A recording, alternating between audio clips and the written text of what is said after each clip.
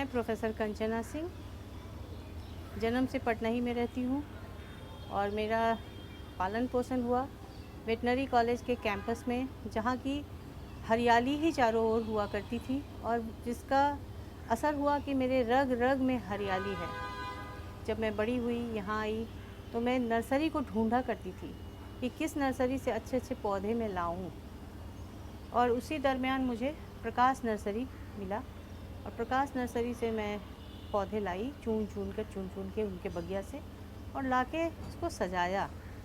ये लगभग 20 वर्षों का मेरा प्रयास है। लेकिन इस लॉकडाउन के दरमियान मुझे लगा कि इससे अच्छा कोई काम नहीं है। घर में बंद होके डिप्रेशन में जाने से बहुत अच्छा है कि पौधों के बीच समय गुजारें, उनसे मिलें जुलें, अपने हाव भाव बोलें, उनकी बातों को सुने, महसूस करें कि वो भी कुछ कह रहे हैं, उनके कहने का भी कुछ है। मेरे ऐसे 3 बच्चे हैं, 2 बेटियां हैं, 1 बेटा। बेटियां जो हैं वो शादीशुदा हैं। इस आंगन में गौरैया की तरह चुलबुलाती रहती थी, चुनचुनाती रहती थी, लेकिन वो उड़ गई और अपने ससुराल के घर को उजागर कर रही हैं। और मैं यहाँ अपने परमानेंट बच्चों के साथ यहाँ रुक गई हूँ और इन लोगों का देखभाल करती हूँ। हर तरफ हरियाली होने से मन हरा रहता है, आँखों में रोशनी आती है। जब मन हरा है, तन हरा है, तो स्वस्थ तो हम रहेंगे ही ना। ऑक्सीजन की तलाश में लोग सिलेंडर ले ले के भाग रहे थे, उस समय हमारे यहाँ बैठ जाइए तो आपको ऑक्सीजन ही ऑक्सीजन मिलेगा। आप एक बार मेरे फूलों को देख लीजिए तो आपको लगेगा कि सही में ऑक्सीजन जो देते हैं पौधे वो सब यहाँ मौजूद हैं। आप एक बार घूमिए इधर से और उसको देखिए। पूजा के लिए हमको फूल भी मिल जाते हैं और थोड़ा सा यहाँ पे आराम से बैठ के शांति में कुछ लिख पढ़ भी लेती हूँ। नींबू भी हैं, अड़हुल, कनेल, सब, बेला, चमेली, अनार, बहुत सारे पौधे हैं। और सबसे तो अच्छा लगता है जब मैं इनको अपने हाथों से पानी पटाती हूँ, उनसे बात करती हूँ, उनको गुनगुना के गाना सुनाती हूँ और उस समय आप महसूस करेंगे कि वो भी झूम रहे हैं, जैसे हम झूमते हैं वैसे हमारे पौधे झूम रहे हैं। मैं बहुत खुश हो जाती हूँ, मैं अपने आप को इसी में रमा देती हूँ। पौधों से बात करती हैं बात करते हैं, हमको बहुत अच्छा लगता है। और आप मार्क करेंगे कि थोड़े मुरझाए हुए पौधे हैं तो उसमें आप थोड़ा सा जल डालिए, थोड़ी देर में वो खड़े हो जाते हैं। तो लगता है कि सही में ये अपनी प्यास को बुझाना चाह रहे थे। क्या मैसेज देंगे प्लांटेशन को लेकर?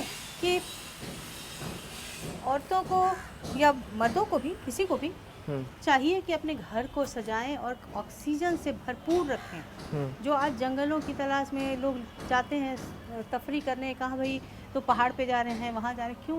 वो माहौल यहीं ला दो ना, क्यों इधर उधर भटकते फिरोगे? तो मैं तो इसी का भरसक प्रयास की हूँ और लगभग मैं सफल भी हूँ। पटना कॉमर्स कॉलेज में आप प्रोफेसर भी हैं, कॉलेज में भी प्लांटेशन का काम बहुत होता है? जी। मैं हर साल बरसात के मौसम में लगभग 25 से 50 पौधे लगाती हूँ। लगभग मेरा लगाया हुआ वहाँ 150-200 पौधा है और सभी पौधे बड़े बड़े हैं। डिजाइनर पॉट्स आपके पास? हाँ डिजाइनर पॉट्स के हम शौकीन हैं और वो प्रकाश नर्सरी वाले मुझे देते हैं। वो बाहर से जब भी लाते हैं तो पहले हमको फ़ोन करते हैं कि दीदी आ जाइए, और मैं वहाँ चली जाती हूँ, जाके ले आती हूँ और यहाँ पे उसी को थोड़ा थोड़ा सा कभी कभी चेंज करती हूँ। प्लांट को इधर से उधर सरकार में होता है ना कि जून में और जनवरी में ट्रांसफ़र होता है, तो मैं भी पौधों का ट्रांसफ़र करती हूँ, कभी इधर से उधर ये करती रहती हूँ। मुझे बहुत आनंद आता है, मैं बहुत खुश हूँ। एक छोटी सी कहानी हो सकता है, मेरा भ्रम हो। बोल। मेरे मन में हुआ कि प्रकृति की अगर हम पे कृपा है तो एक हम्बिंग बर्ड मेरे बगीचे में घोंसला बना ले। आपको विश्वास नहीं होगा, 10 दिन के बाद ही हम्बिंग बर्ड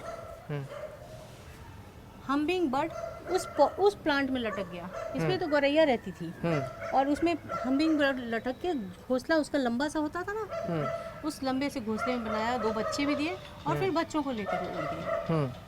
तो ये सब हमारा चलता रहता है। ये 20 सालों का मेरा ये है।